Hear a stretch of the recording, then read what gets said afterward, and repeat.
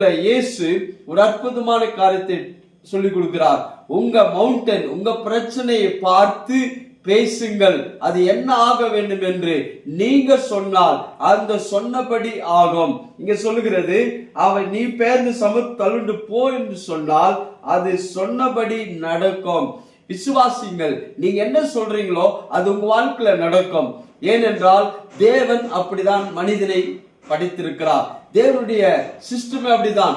அவன் சொன்னபடி ஆகும். இன்னைக்கு உங்க வாழ்க்கையில இருக்கிற அத்தனை பிரச்சனை எங்க இருந்து வந்ததுன்னா வேற எங்க இருந்து வந்தது கிடையாது. இன்றைக்கு உங்க வாழ்க்கை இருக்கிற அத்தனை பிரச்சனை, அத்தனை தோல்விகள், அத்தனை குறைவுகள் அது வந்தது நீங்க சொன்ன உங்களுடைய வார்த்தையினால்தான்.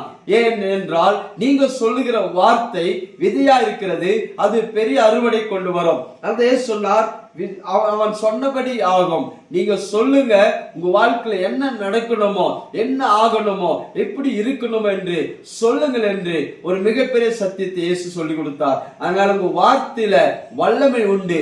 நீங்க பேசும்போது